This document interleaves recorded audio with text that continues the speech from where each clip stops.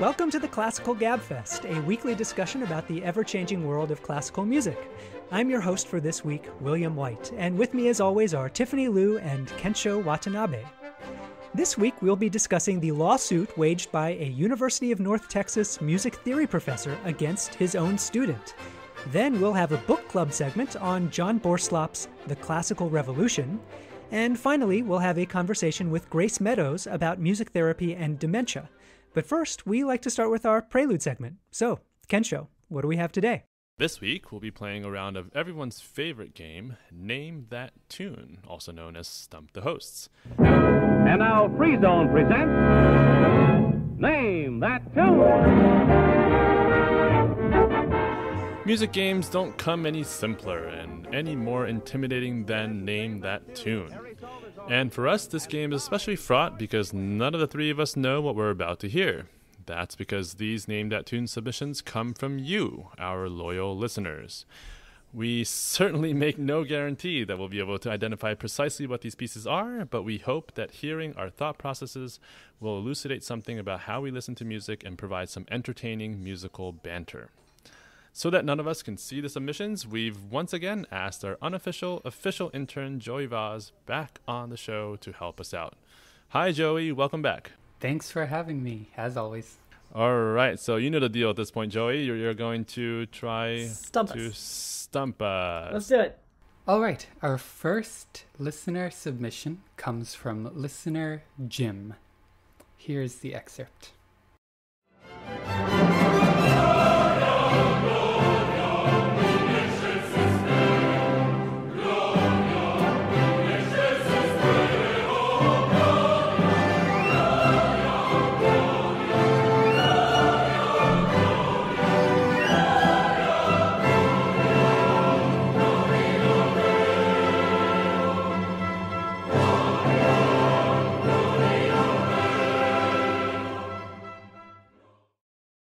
Well, I know what the title of this piece is. You don't say. I would say that this is called Gloria in Excelsis Deo. So right there, we know that this is from a mass. Almost certain. I mean, occasionally the Gloria is just an independent piece. It can be a standalone, yeah. Or it can be part of, that text crops up in a couple of other contexts. But I think that we're on pretty good footing to say that this is part of a setting of the Roman Catholic Mass. I would not think that this would be a mass intended for liturgical performance. This seems like a concert mass to me. I agree. I mean, it's kind of active and very overt, more than you might expect something that was meant as essentially a backdrop for the ceremony that was supposed to be the feature of the evening. Yeah, and just the unraveling of harmony too, that it goes in different directions that, usually some of the, if it were a more concise Gloria section, it might just stay in the same key or not be so adventurous. But I mean, we were going places there in that excerpt. Theatrical, maybe even operatic. Mm-hmm, possibly. I was thinking Verdi. I was thinking Rossini came to mind. Even Wagner came to mind. So I was squarely in the kind of core mid-romantic, mid-European area. I would peg this around 1845, 1850, something like that. I was much later than that. Oh, interesting. Yeah, I was this recalled none so much as John Rutter to me. Oh, really? Kensho, where are you on that split? Yeah, I mean, I would say actually John Rutter is not someone that I had thought of, but I would keep the same country, and I was thinking British for some reason. I was thinking Elgar, maybe. I don't know if he wrote anything liturgical or I don't know. All right, we're all over the map on this one. Yeah, I don't think that we can. Should we try to settle on this? We're not going to come to a consensus, so we have three different guesses. Okay, we have three different guesses. All right, so if any of us is right, we win, right? Right. I'm going with. We're a team here. I'm going with Verdi. That's my guess. Tiffany is going with Rutter. Kensho is going with Elgar. All right. Italian opera composer is the closest. This is Giacomo Puccini's Messa di Gloria. All right, good job, Will. Okay. Well, I didn't get it, but no, that's definitely close. All right, next. All right. This next submission comes from listener Christopher. Here it is.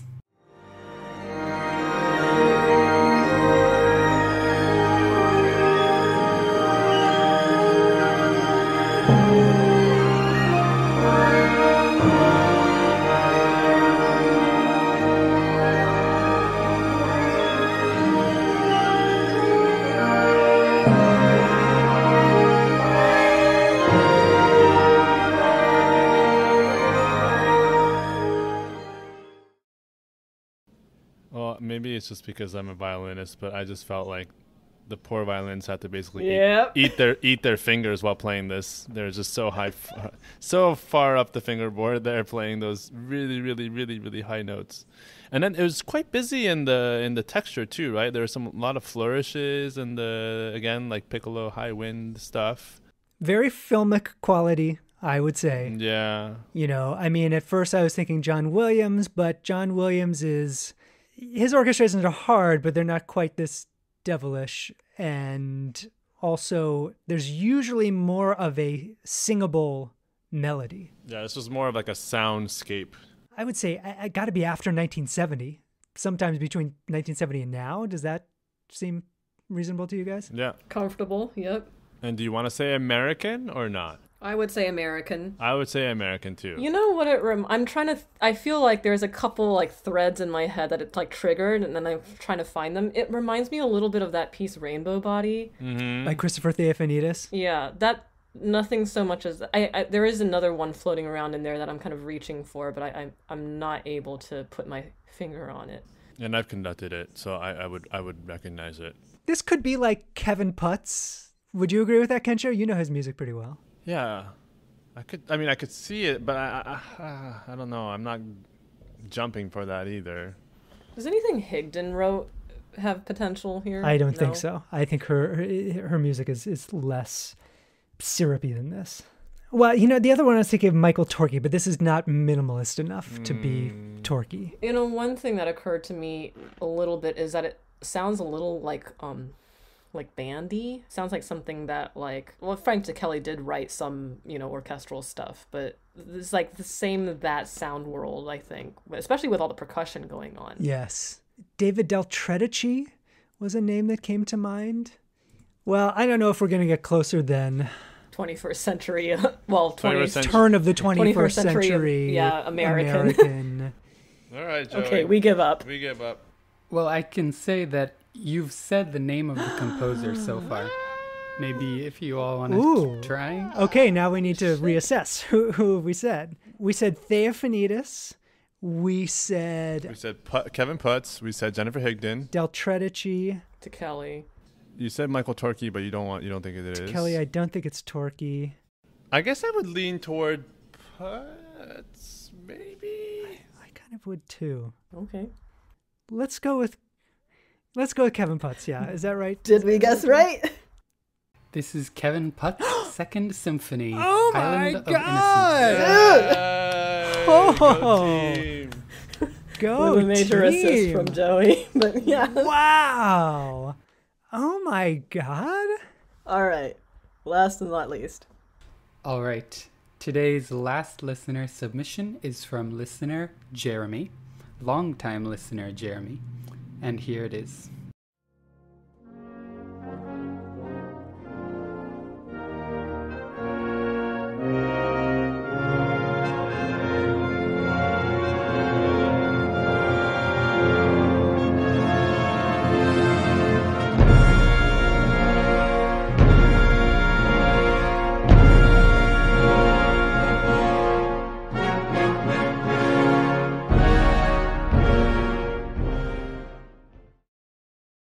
Gustav Mahler's Symphony for Wind Ensemble. Great, we have our answer. Moving on. But wind, I didn't even hear woodwinds. It sounded to me like it was just all brass, no? I think it might have just been all brass. Yeah, I think you're right.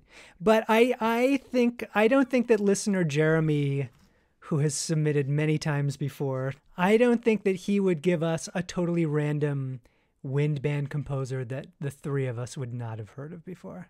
So what were we hearing? aside from just the fact that it's a wind band piece. Funeral march kind of style. very dark.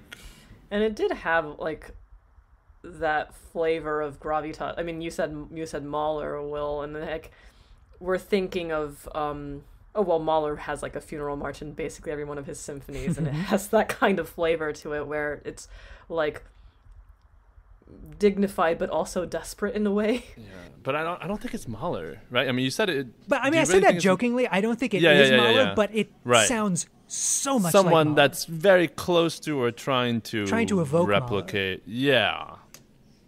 I wish I could re-listen to see if there were Wagner Tuben in that ensemble. Well, Wagner was another name that I wrote down. I mean, again, I don't think it's Wagner, but it, in terms of the timbre and like the mixture of the voices, it seemed like dark, which I always associate with like Wagner Tuben. Thinking about when. Well, okay, but let's take it. I mean, what does that get you? Like, let's presume for a second that there are Wagner Tuben in here. Like, well, who used them? Well, I don't know. You tell me.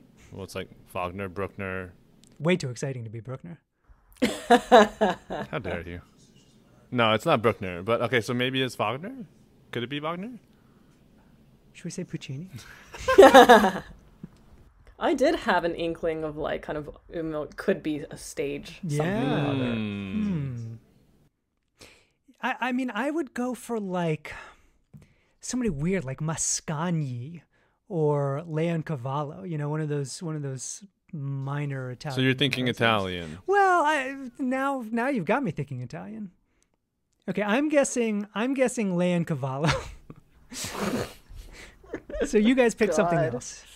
I think I'm gonna go with like a proto Wagner. You mean Wagner, like early Wagner, or do you mean? Yeah, Wagner in his like I don't know what I'm doing phase, which he had plenty of. I know it's not Bruckner, but I can't think of anything else. I'm gonna say Bruckner. All right, Joey. All right. This is a composition by Edvard Grieg. His funeral march, as you all said, in memory of Richard Nordrock. Grieg. Nobody ever thinks of Grieg. You just don't think of him, but he's great. What year was this from, Joey? Do you know? He was 23 at the time, so this is 1866. Or earlier than I thought, but that's sort of comfortably where Tiffany. I think, Tiffany, you were probably the closest on this one. Okay, well, kinda 1 out of 3. Well, thank you, Joey, as always, for making us look bad. Hey, Joey is the reason that we look as, 1/3 good as we look. No, I'm kidding. This was fun as always. See you all next month. Thanks, Joey. That just about does it for this week's Prelude segment. But before we move on, we'd like to remind our listeners that these listener-generated Name That Tune rounds are a regular feature on our show. So, as ever, we invite you to try and stump us. Check our show notes where you'll find a link to the forum where you can upload a 30-second unidentified piece of classical music for us to try to identify. And with that, we move on to our first topic. Tiffany, what do you have for us? Today's first segment requires a little background, but it pertains heavily to the dust-up in the classical music world following the explosion of the Black Lives Matter movement last summer. Black music theorist Philip K. Ewell published a number of articles pertaining to the pervasive presence of racism in the music theory world, and in particular a branch of music theory known as Schenkerian analysis. We visited this material back in our coverage of Adam Neely's video in the fall, Music Theory and White Supremacy. Following this, the director of the University of North Texas Center for Schenkerian Studies, Timothy Jackson, published a, quote, raft of rebuttals in the center's Journal of Schenkerian Studies. Subsequently, a group of UNT graduate students, most of them seeking degrees in the College of Music's Division of Music History, Theory, and Ethnomusicology, denounced the journal on Twitter, calling officials to investigate and potentially fire Mr. Jackson, an investigation which was subsequently launched. Now, Timothy Jackson has filed a federal lawsuit against the university regents, several faculty members, and even one of his own graduate students. The official suit is for First Amendment retaliation, arguing that the investigation into his journal and his department chair's decision to block Jackson from future involvement with the journal were all done in retaliation for Jackson's expression of views out of step with the prevailing campus orthodoxy. Jackson has additionally accused his colleagues and his student of defamation. In a statement, his lawyer said, Timothy Jackson has wanted only one thing: to publish and conduct scholarship in a free and open forum. Instead, the University of North Texas subjected him to an inquisition, made up the procedures and rules as it went along, and suppressed his viewpoints and those of other scholars who published in Volume 12 of the Journal for Schenkerian Studies. Their only sin was to defend classical music from spurious charges of racism and white supremacy. Wow, what a can of worms. First impressions, Will? This is pretty sad, really. I mean, in a way, it's overwhelming. I mean, we read the actual lawsuit, at least I read it from beginning to end, and it is like a psychodrama of this Timothy Jackson guy. Like, there are all of these crazy accusations about betrayal and trust. And in the end, it just seems like this guy he's choosing not to bend. And because of that, he's going to break, or he's kind of cracked open here. And he names basically every member of the UNT's music theory faculty as a defendant in this lawsuit. And for what? For 151? I don't know. It's very sad. It's not good.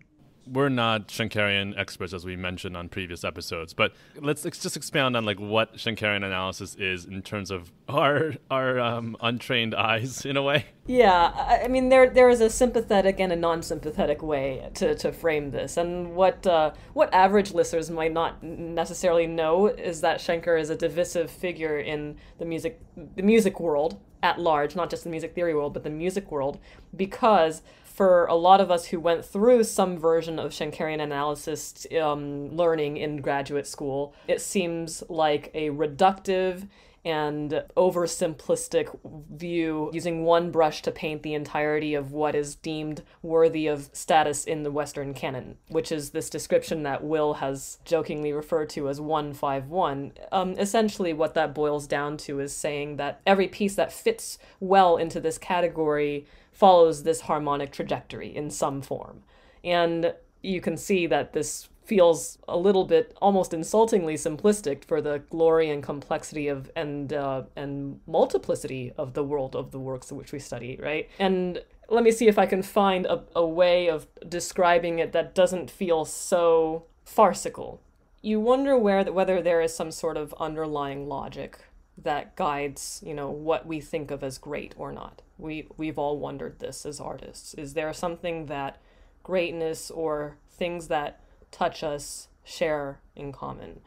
And, overarching harmonic structures and tonality at large, I would say, hold a very supreme place in the canon of Western classical music. And Schenkerian analysis is one way of getting at that idea.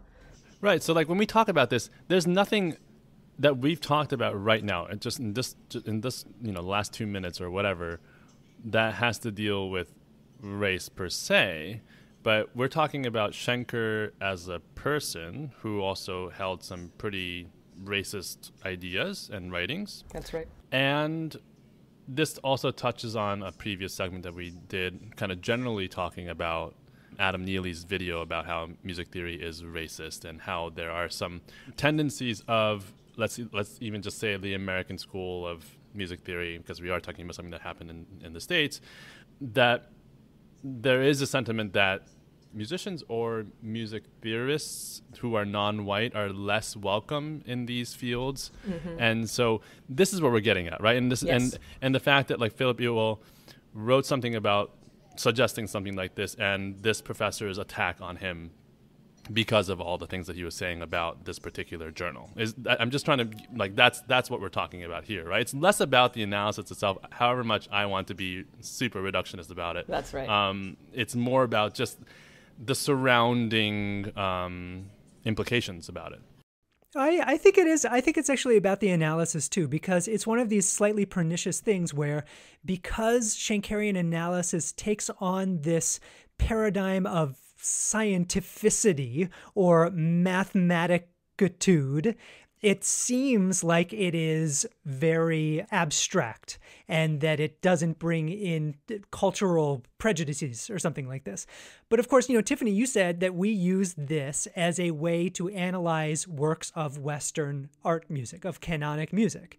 And of course, if that is the primary prism through which you are using for your theoretical lens, then there is naturally going to be a limit on the kinds of musics that you are bringing into the classroom and analyzing from a theoretical framework. Now, the answer to this is always, oh, well, they have ethnomusicology. That's something else. We can, there are special classes for that.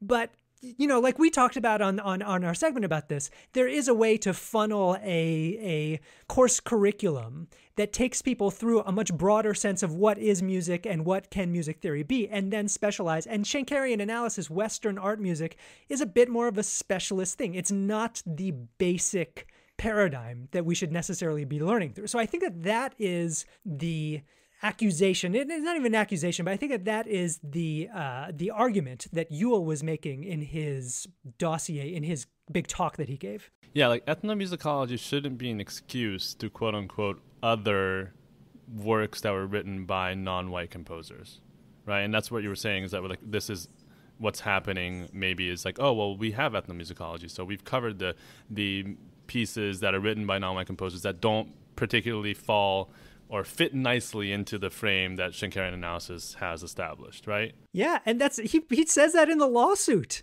I mean, because that's the crazy thing about this lawsuit, is that like half of it is him actually just arguing for Schenkerian analysis, which it's like, I don't know who he's expecting to rule on that point. And then the other half of it is him like talking about this tremendous betrayal that one of his grad students perpetrated against him. And interestingly, we noted that one of his grad students is a defendant in this lawsuit.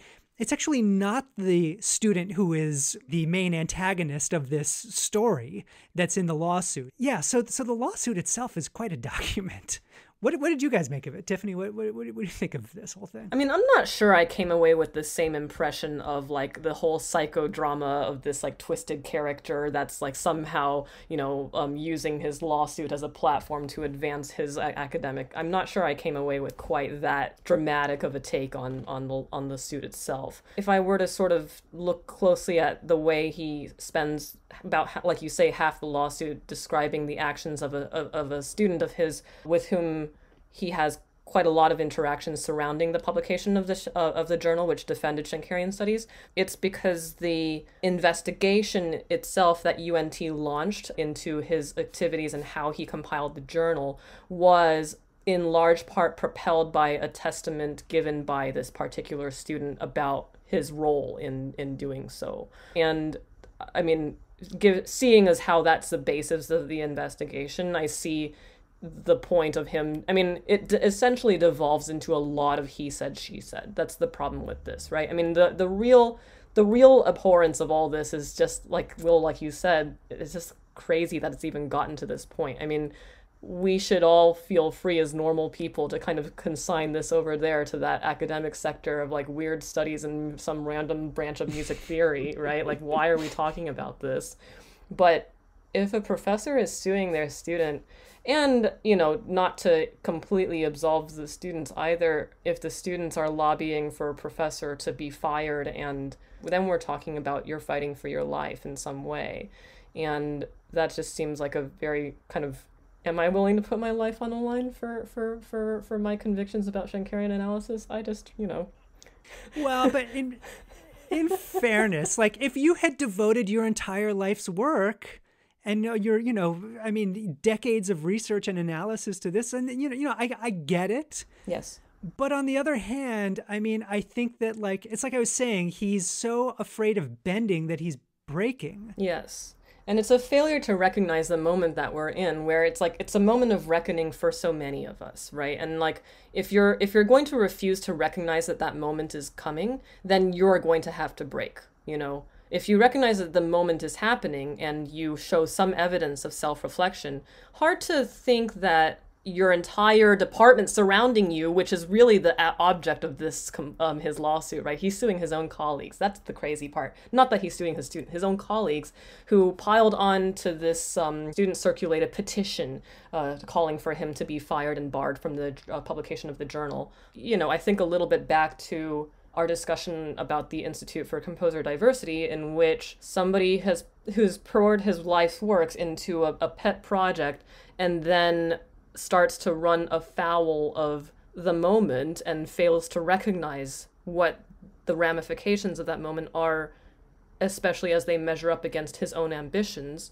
is going to have to, I mean, things are going to break. Like, say he wins the lawsuit, which what is going to happen? He keeps his job and, has made enemies of his entire department forever and ever. That's what's going to happen, I mean, you hit a really important point about this self-reflection thing. I mean, with this field that we're in, we're always going to be super focused on one thing, or really devoting, like Will said, our entire lives to this. And so, periodic self-reflection is really important. And I think that in the case of Rob Deemer, it was the same thing. At least in that case, the intentions were probably good. And then at some point, he could have had voices around him that just helped him reflect on what was going on and how they could adjust or recognize some of the things that weren't so great about the initiative. And I don't know I'm surprised that there is no one around this professor, that's saying okay, dial it back a little. Right. I understand you're upset because of X, Y, and Z, but can you see it from this other side? I did just want to say a little bit more about the grad student who plays such a major role in this, who is Timothy Jackson's sort of main protege. And Jackson writes in the lawsuit that a doctoral advisor should be the Doktor Vater, to use the German term, the doctor father to his advisee. And, a big part of this lawsuit is Jackson talking about this Facebook post that his advisee wrote, saying that, he disavows everything about the Shankarian journal, and he thinks that Timothy Jackson is running it the wrong way, and his editorial authority is too much, and he really does kind of throw Jackson under the bus. And I think that he could have done that in a much better way. I think there are a lot of people who have some culpability in this. I mean, nobody more than Timothy Jackson, who's suing his entire faculty and everything. But just the way that the student sort of all of a sudden says, I'm an anti-racist for X, Y, and Z reasons, and I am now unassailable, and this guy is the big baddie. He was the puppet master pulling all the strings. And Jackson quotes a lot of this guy's emails in the lawsuit, and they're all pretty friendly, straightforward, professional, not exhibiting any angst or anything resistance, like that. Animosity, challenging any... Right. Yeah. And look, people have a right to change their opinions. We want people to change their opinions. We want people to get woke and see the light and do all of the good things. But when you have this come to Jesus, Saul on the road moment, you've got to fess up to that. You've got to say, you know what? I saw this as it was before. I've seen the light. I've seen it now a different way. I understand why. And, you're always going to have a friction in these moments of reckoning. And I don't think it's necessarily always a bad thing for there to be some friction as we change institutions, because not everything is always bad all the time. There are some good things that we want to hold on to, And I don't know, those are just two random points about this. Yeah. And, I think that posting on social media your come to Jesus moment is a great way of avoiding all of that friction and finding your own echo chamber to say, oh yeah, you are right.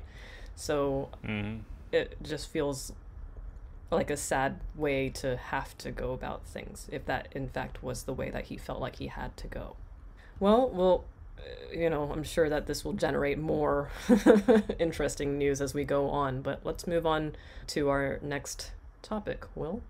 It's time for another GabFest Book Club segment, and this one is a doozy.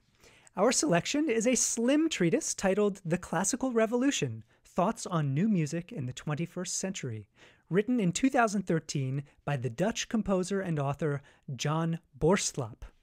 In this book, Borslap tackles some of the broadest philosophical issues in the realm of art music.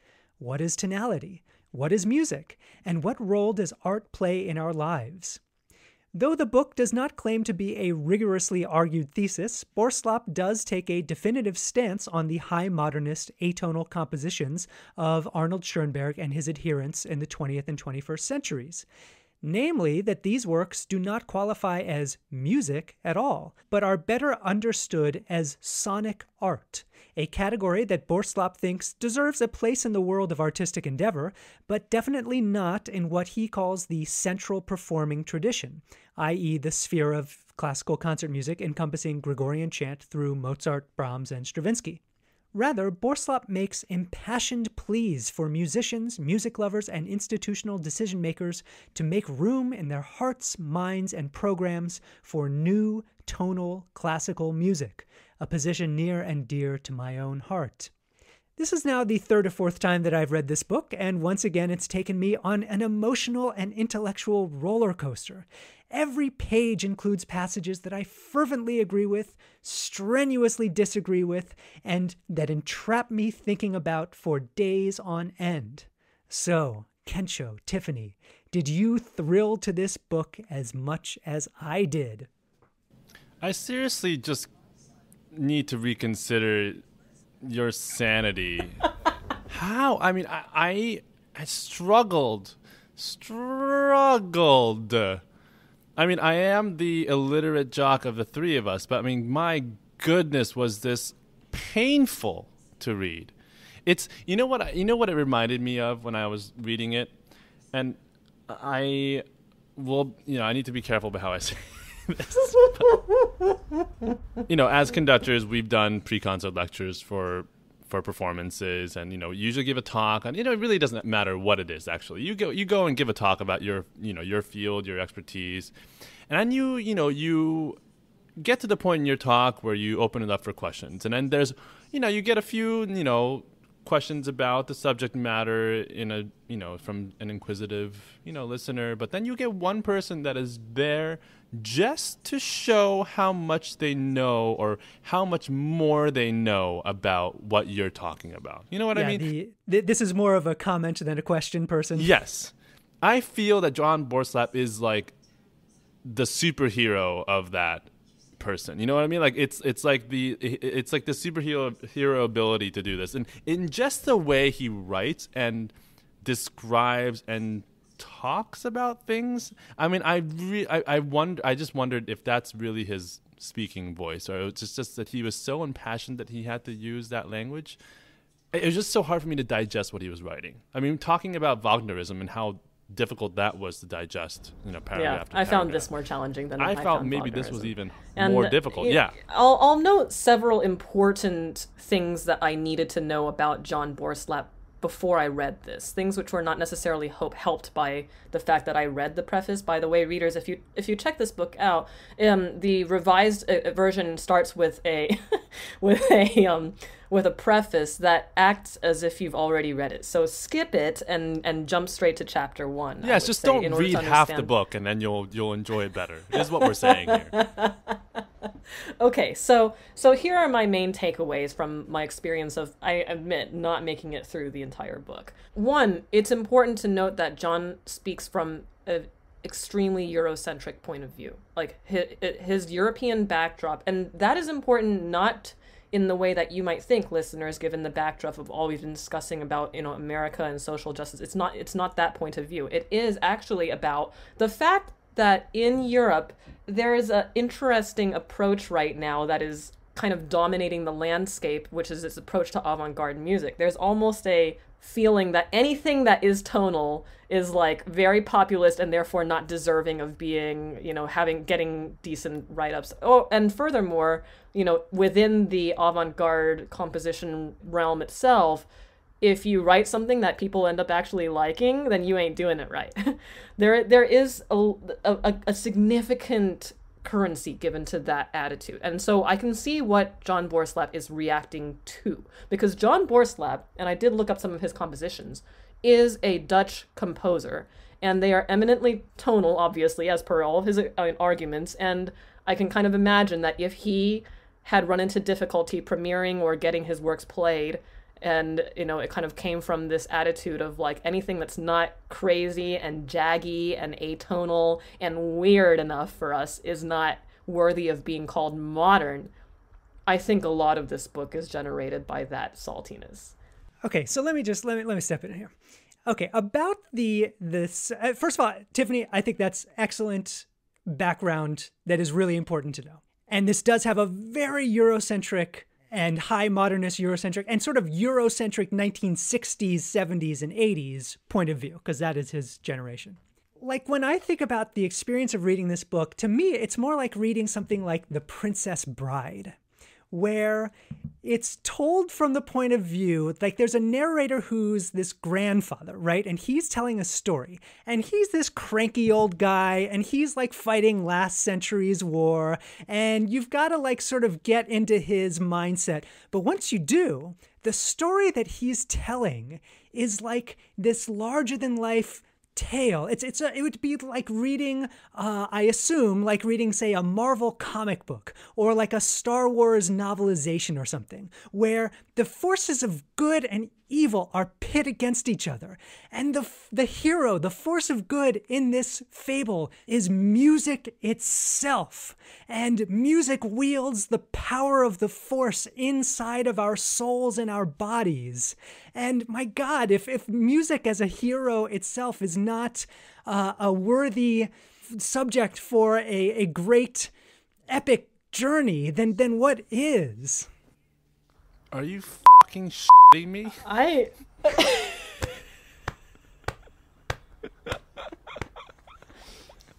I'm amazed, Will, at your ability serious? to superimpose like epic narratives upon what I just like see to be mostly ego trips or dry prose. Okay, so let me listeners, let me just give a little bit more grounding, because so far Please. we've done a lot of opining about this book without a lot of talking about what the book is about. And so the thesis is like the famous quote of Schoenberg, "Look you, there's still plenty of great music to be written in C major." Okay, and that is a statement with which I think all of us heartily agree. The reputation that everything that's modern is crazy and wee wah, make no sense to the average listener is a sad state. I think actually in the United States we have a much more kind of flexible understanding of modern music and its like relationship with and ability to depart from tonality and things that are effective.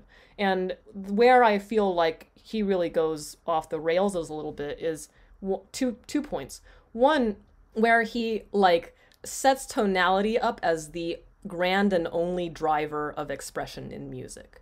I have a problem with this idea, and we can get into it a little bit, and that I feel free to have a normal conversation on kind of purely not particularly emotional and like theoretical grounds. I feel fine having that conversation with him. Okay, that's the first thing. The second thing is I feel like he sees history, and this has actually got me to really thinking about some interesting questions about like what is the progression of history? Is it a bunch of threads that are independent of each other and that we as historians look back and sort of try and find patterns in? Is it more like a tree where, it grows up and from one thing, Gregorian chant, thus comes out all the myriad branches that we now accept to be part of the tapestry?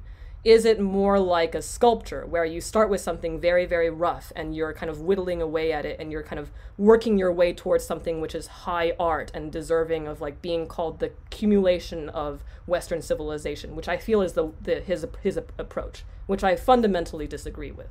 So those are my real thoughts about the approach that Borslap takes in discussing his thesis, which again, I basically agree with. Yeah, I mean, okay, so I've spent enough time speaking ill of this book, but I mean, one of the things that I was trying to empathize with him was I found myself many times speaking about new contemporary works with, people that are not in our world, as kind of like, because they come up to me and say, okay, so the new music stuff is just really like confusing and atonal, and it's I don't know, I find it hard to get into, and I'm like, yeah, that's true. And I always find myself saying like, yeah, that's true. But actually in a way, like we're coming back to something that's more tonal. You know what I mean? So like in a way, I find that I'm of the generation that didn't quite experience like when every piece of new music on an orchestral program was completely using Borslav's words, atonal or inaccessible.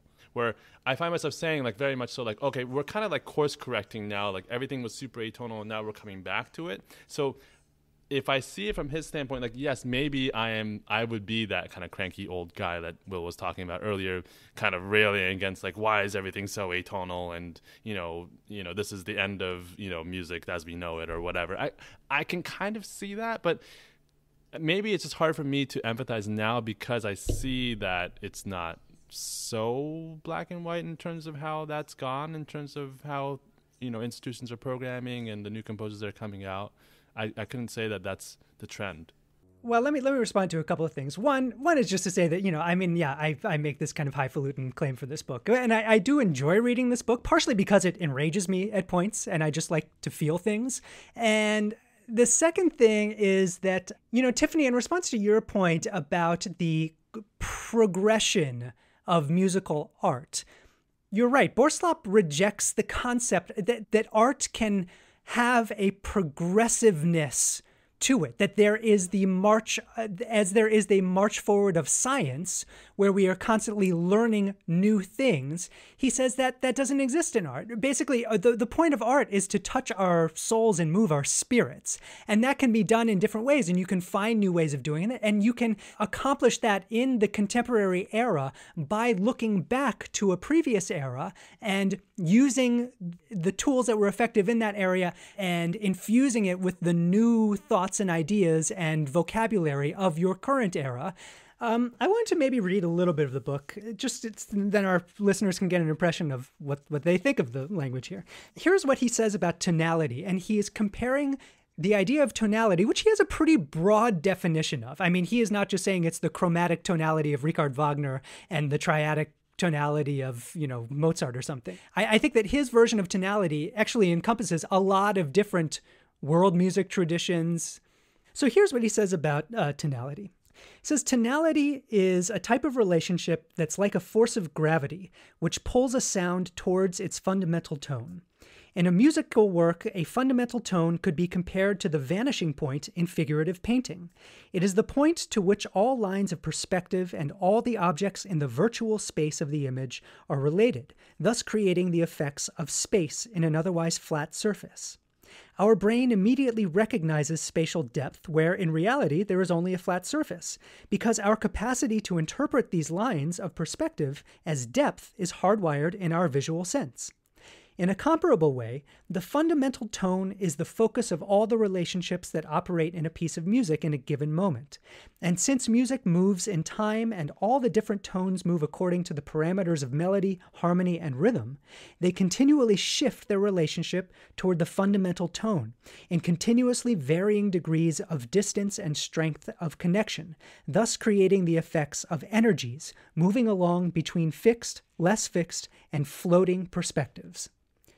So I think that's a great, if you want to explain to somebody what tonality is, who's not a music theory person, not on the Journal of the Schenkerian Analysis Society, to me, comparing it to like a vanishing point in a painting is a very good metaphor. I had never come across that before this. Yeah, I actually think that passage that you just read is quite beautifully written, and I'm willing to have a conversation about it. Again, the basic nut of the argument is something that I quite agree with, which is that we shouldn't reject tonality in the name of modernism, right? That's the whole argument.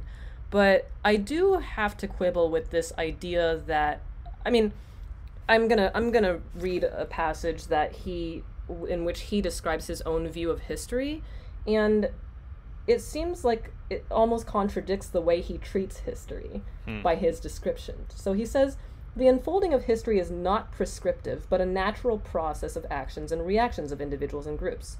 It does not follow one single line, but myriad lines, in which only with hindsight may certain patterns be discerned, which are often open to different interpretations. And it's like, okay, yeah, I agree. But why is it that your description of the way history has progressed in the 21st century so essentialist. It's really like, it's so adversarial. I think that's the main thing that I don't like about the timbre of what he says, which is like, not only is he trying to advocate for the continued credibility of tonal music, which is fine, but he's positioning everything that's atonal as in fact not music. In fact, he calls it, what did he call it, sonic art. Okay, in response to that particular passage, let me just say this about the sonic art versus musical divide, which I actually think that's a useful categorization, because I think that one of the big arguments that he's making is what happened in the 30s, 40s, 50s in this kind of era of high atonal modernism is that concert goers who were going to listen to classical tonal music that they knew that they loved and enjoyed were given they were sold a bill of goods when a new piece was programmed, and they showed up and they heard music from a totally different genre of art. It was like if they had gone to see Rossini and Prokofiev, and for the overture, they were given a mime show, is essentially kind of the case that he's making here. And he says that he lists certain sonic art pieces that he thinks are like interesting listening experiences that are intellectually provocative and thought-inducing. But he says that they should have their own paradigm. They should have their own theaters, their own concerts, and that's fine and well and good, but that we have lost. He's basically saying that like we lost about 50 or 60 good years where we could have been adding pieces to the repertoire and therefore not have found ourselves in the state that we're in now, where we have a museum culture where the pieces that people want to listen to are from as late as 1930, and then they sort of stop wanting to listen to them.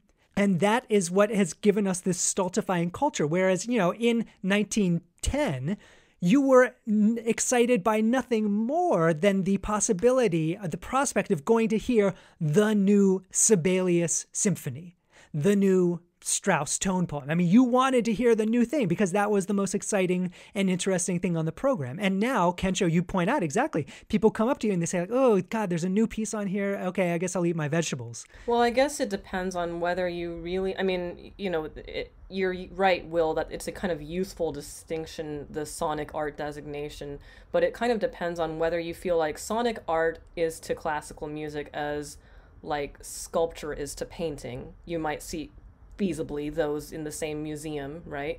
Or is it more like a car show is to painting? Is it what is the nature and width of that gap?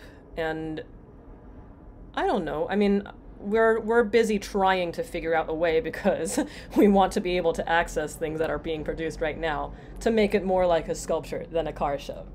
All right, well, listeners, I mean, look, when I proposed this book for our book club, I chose it because I thought that it would be great fodder for discussion, and I have been proven absolutely right about that. I mean, well, I think you're hereby suspended from selecting book club readings for the next few weeks. Hey, the two of you and our listeners are welcome to propose book subjects for future book clubs. Listeners, I await your suggestions. Save us from Will. Suggest more books that are readable. Hey, Kensho, you're more than welcome to too. But until somebody else comes up with a book idea, I think you guys should be pretty happy with this one, because it gave us a really spirited discussion. And listeners, we would love to know if any of you do check out this book. We would love to know what you think.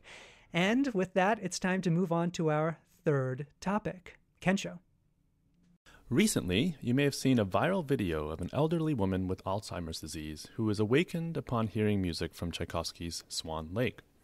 The woman in the video is Marta Cinta Gonzalez Saldana, a former ballerina who ran her own ballet school in New York City and passed away in 2019.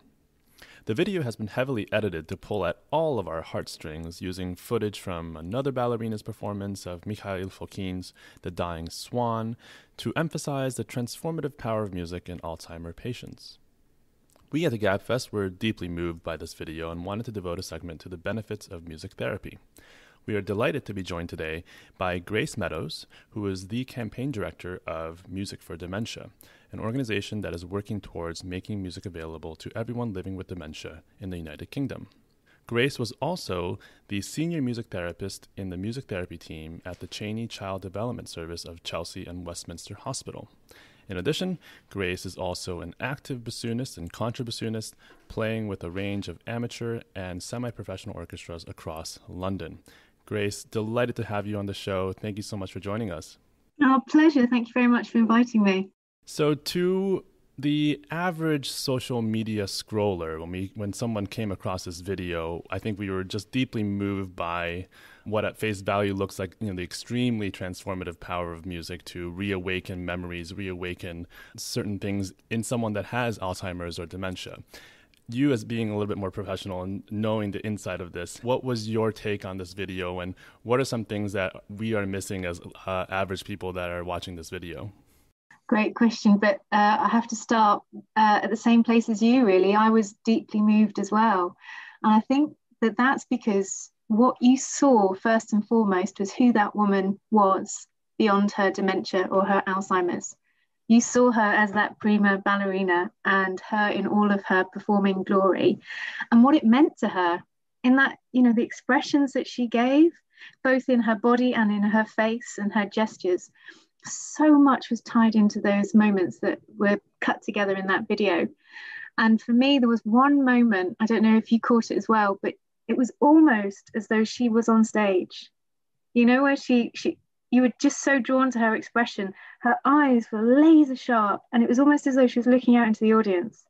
And it was just amazing. But what was happening in that moment was that she was in the here and now, because the memories were so powerful. They were connecting her into the here and now and connecting her with those around her. So although she was reliving that experience, she was reliving it in the here and now. And that is why music is so powerful. And one of the reasons why it can do this is because regardless of how advanced the dementia becomes, in terms of it taking over the brain, if you like, in sort of layman's language, is that music can still cut through. And that's because music isn't processed in just one area of the brain. It's processed across the whole brain. So if it's not finding a pathway or a way through because it's blocked, then there'll be another neural pathway it can find its way through. And we don't just process music cognitively.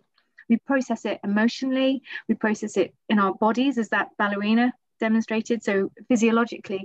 And then of course we process it socially, those experiences we have with other people. So when we do have these fantastic moments of clarity, whether that's somebody who's been highly skilled and trained in their profession, you can still have these moments of clarity because music touches us on so many different levels. So that brings up an interesting question here. Is there a different effect to an Alzheimer's patient if that person was a trained musician versus just a casual listener? I think it's really difficult to pin that down, but what we do know is that when the music's been personalized, you can still see the same level of effect. So you might not see somebody break out into dance in quite the same way, but it can still have the same emotional level of resonance. For example, Will, if there was a song that you really loved, but you've never learned how to play it, you never learned to dance to it, but it meant something so deeply to you because it was attached to a really big life moment, the impact it might have on you can be just as profound for you as that prima ballerina moment was for that woman.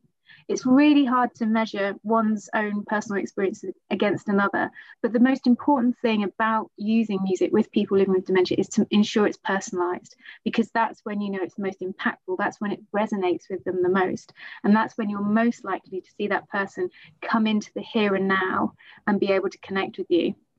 Who do you talk to personalize that experience? Like, what is the process of setting up a music therapy process like for a patient? A lot of people, when they think about people living with dementia, they think of someone in the grips of dementia. That person might not really have the ability to use language anymore.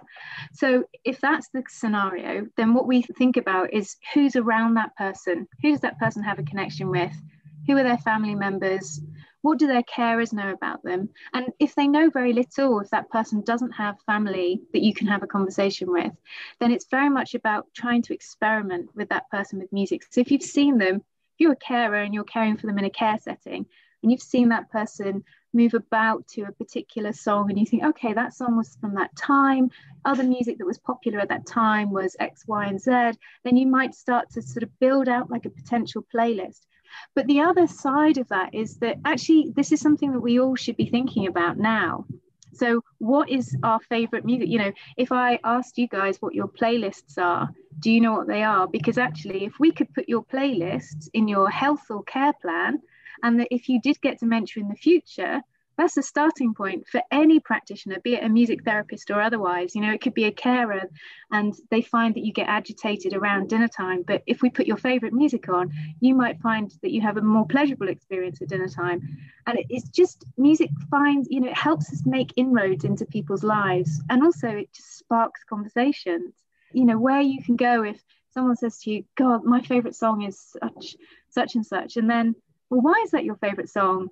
And, you know, when was the first time you heard it, and who did you hear it with? And actually, did you ever get to hear it played live? You know, and so suddenly you start to unravel somebody's history and their experiences. And that's all about the relationship, because ultimately what music is about relationships. I wanted to talk to you a little bit about Music for Dementia. And you know, the goal is to bring music to everyone with dementia in the UK.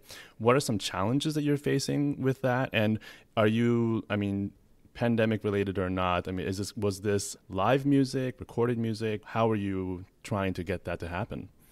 In a nutshell, exactly what you said. What we're trying to do is make music available for everyone living with dementia. What we want to do is, as anybody begins their dementia journey or has a journey with dementia, we want to see music travel with them, or we want them to travel with music, if you like, through their care. So we have to tackle that in lots of different ways. So we have to do that on a policy front. We have to influence and advocate the policymakers in the UK within the health system, within the care system, to validate the value of music. So music is one of these things that's readily available at our fingertips. It's all around us. It's never been more accessible or more available. You know, if it would be so easy for us to make music happen right now, we just click a button. However, the understanding of why that music's important and how you manipulate that music to make a difference to people's quality of life is a different type of conversation. So that's the kind of conversation we're having at a policy level. But then it's how you trickle that down through all those big systems. So in order to do that, though, you've got to be able to tell the story, right? You've got to be able to pull on people's heartstrings. You've got to help people see that this is something that they can make happen for the person that they might be caring for, or for themselves if they're living with dementia, or for them to feel that actually this is something I need to own. I can be a part of this change. I can help improve the quality of life for those around me in my local community, or more widely, by understanding the value of music. So there's been a big piece of work around awareness and understanding, but it's really about how do we articulate the value of music to our lives and what difference that can make when we're talking about living with a disease or a condition that doesn't have a cure yet. And it's not going to have a cure anytime soon. So there's an obligation for us to ensure that people have the best possible quality of life available to them. And we know there's a growing bank of evidence that's growing in robustness and strength around the real value of music and how it happens. So we have all the qualitative and quantitative data there. It's now helping people to see that and see it in real life. So that's the next bit of work for us, is articulating this to the policymakers. But it's really about helping people to forward plan. Dementia is not going anywhere. The numbers are going up. And actually, music's part of keeping our brains healthy. So we should be putting music at the heart of our societies, whether it's music education, whether it's, how we use it to help people find a place in society. Music's good for us. That's the bottom line, and we need to be positioning it right at the heart of our lives, really, for a variety of reasons, but not least in terms of looking to the future and how music can be part of care when it's most needed. And I think as a music therapist, I feel very passionate about that, because I've worked with people from across the lifespan. So from mums to be, and newborn babies right through to end of life care. Music is there. It's the soundtrack to our lives. I wanted to go back to something that you were saying, Grace, about how, music is more accessible now than it ever has been. And so this is going to seem like maybe kind of an idiotic question to you, but, I watch these videos and I see these immediate transformative moments where somebody goes from not being there to just being there. And part of me wonders, like, well, why did this person just have headphones on all the time? Like the Swan Lake Ballerina, why isn't she having Tchaikovsky pumped into the room 24/7? And then she could just be with us at every moment. But does it work like that? Is there a half-life to the way that music affects the brain of an Alzheimer's or dementia patient? That's a great question. And I suppose I'd turn it around and say, would you just want all your favorite music pumped at you all day, every day? Probably not. And so I think that's where we start, right? It's like, when's music going to be helpful for people? For example, that lady, she was in what seemed like fairly advanced stages of dementia. And so if as a clinician, I'd be thinking about, well, where are the points in her day where we could use music to enhance her day? So does she find getting up really difficult in the morning? Does that make her quite anxious and agitated? If so, could we put on a little bit of Swan Lake? Maybe not the darker moments of Swan Lake, but the lighter moments in the morning to help her rise and help her be orientated, as you say. And then you match that. So you use the music to match the quality of the contact that you have with her. So it would be a gentle voice. Good morning, how are you? It's Tuesday and it's about 8 o'clock and it's lovely to see you. Should we get dressed? Okay.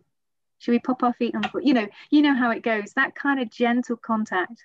And then you use music in another way. Let's say that lunchtimes, they're a bit frenetic in the care setting. And actually, that's causing the lady to be a bit agitated. Then you think, oh, maybe that is the time for the headphones. That's a really good moment. We'll get the headphones on. We'll position her in a place where she's not isolated physically from others. She might be slightly distanced, but she's still part of that social experience. And someone sits with her and just checks in every now and again and asks how she's doing, even if there's just a nod or a blink or whatever it might be, that they're monitoring and engaged in some kind of contact with that woman. And then it might be later in the day, there's like a music and movement session. And then that's, that might involve live music, so then music's serving a different purpose. It's helping with motor skills, it's helping keeping somebody mobile, it's helping them have a physical experience with other people. It can support eye contact, that group experience, that's very much important. And then, come evening, again, we know that there's the sundowning period. We also know that sleep can be a real challenge. So there might be something about a very gentle playlist playing through the night to offer reassurance. It might be about, a carer putting that person to bed and singing some songs with them. So it's really about, what does that person need through their day with music? And how do we do it when music's so readily available? And sometimes we need that technology because that just makes it really helpful. But actually, we've all got it in us to make music happen, regardless of what we think of our voices. We've all got voices. And even if it's just a humming, that can be so reassuring for someone. A hum and a hold of hands, and then you can offer like a musical hug to someone.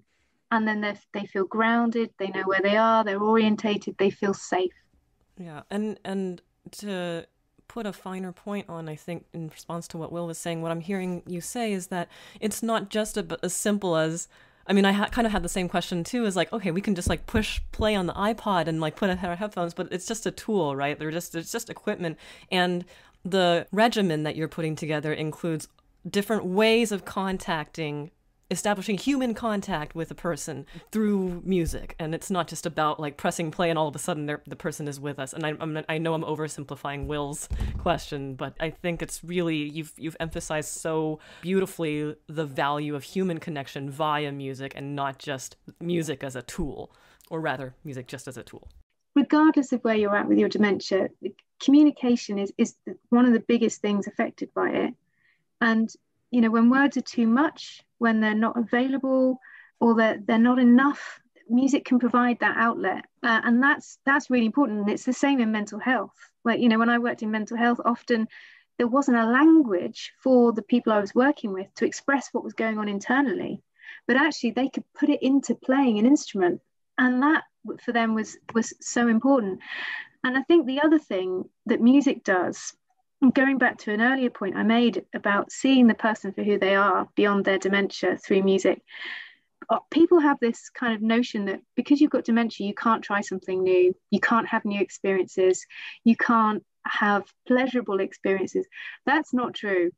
I am very firm on that one.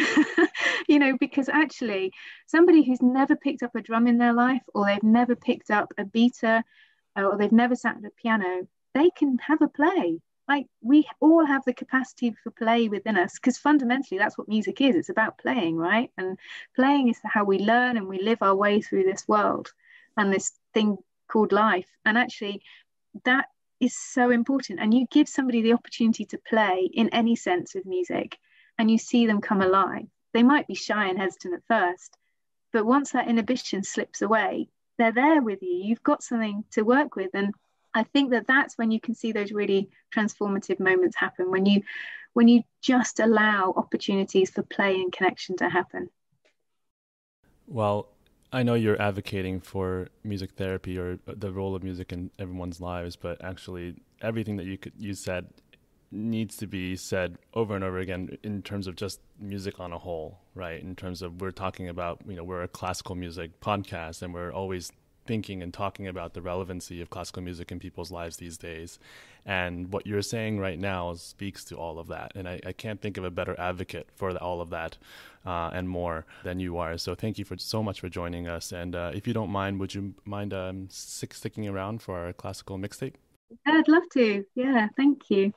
In our classical mixtape, we each recommend some music that's caught our ear this week to share with our listeners. So, Grace, what would you like to share with our listeners today? So this is something that I've had on repeat, and I think I've listened to it 100 times this weekend alone, because I can't get enough of it.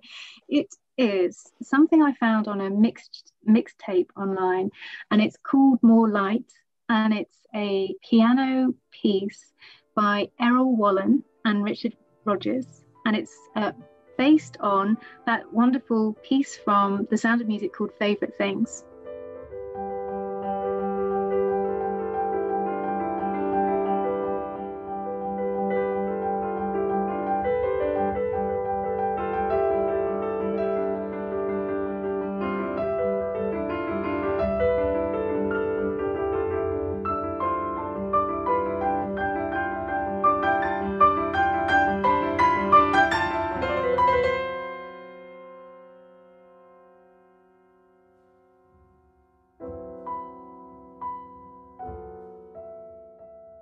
If you don't know Errollyn and her music, go check her out. She is incredible. But this piece, it's just magic.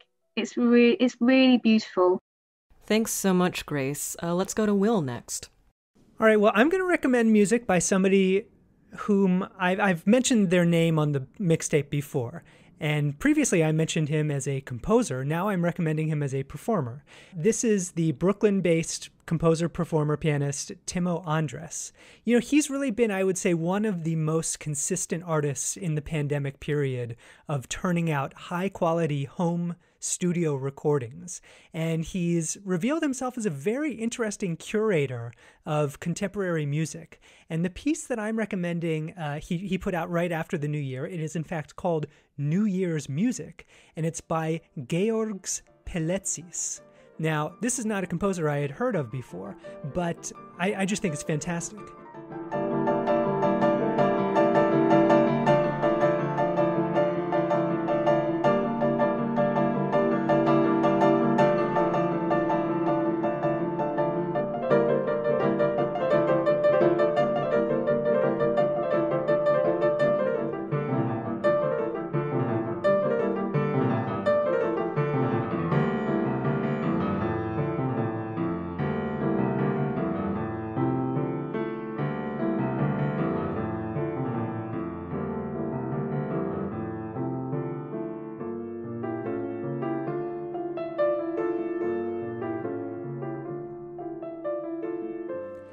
So I think this relates to maybe a couple of our segments today. One, because I've listened to this so many times since January 4th that it would probably be on my Dementia playlist. But second of all, just because Georgs Pelecis is a Latvian composer. Now, he's known as a member of the New Consonance movement. Now, I would call that piece just like really well-constructed normcore classical music that happens to be new. It's from 1976. But it turns out that if you called it that, the Brooklyn hipsters might not be so into it. But if you call it New Consonance, then they think that it's really cool. I didn't realize that New Consonance was a thing. It's a new thing I'm learning today. Kensho, you're up next.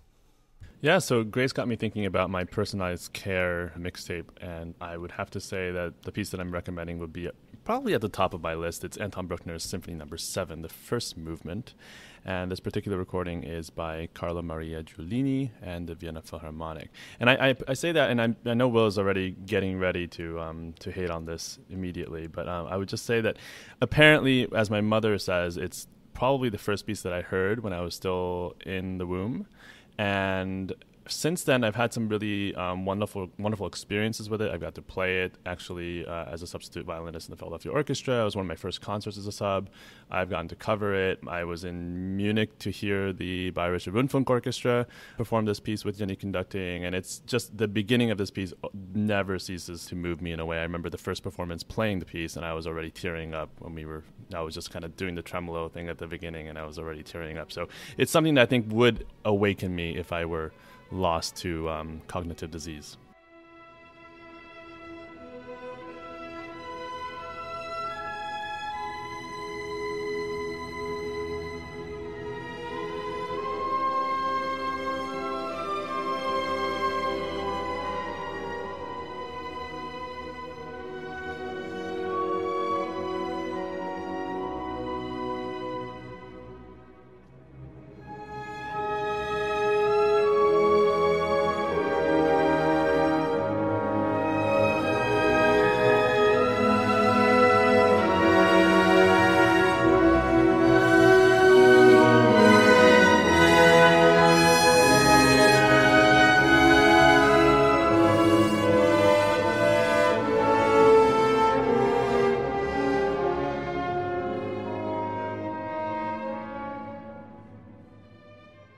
For my, Will, you mentioned the word normcore a couple of minutes ago, and I have to say, if I had to compile a older cognitive disease care musical therapy regimen for myself, about a third of it would have to be Brahms.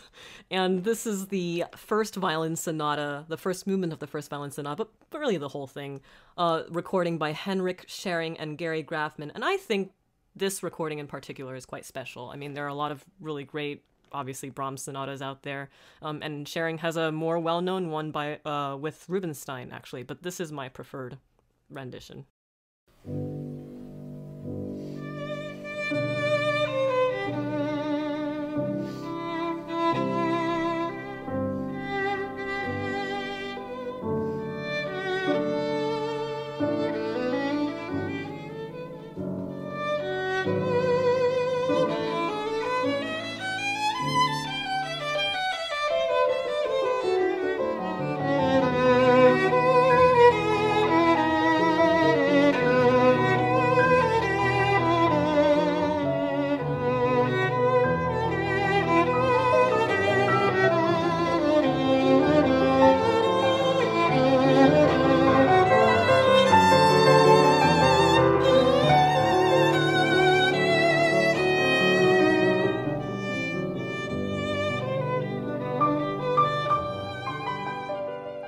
Another plug for this recording. I mean, from the very first piano chords, you know that there's going to be something special coming up. And nothing is overdone for me in this recording. But, you can lean into Brahms, you can make it ultra.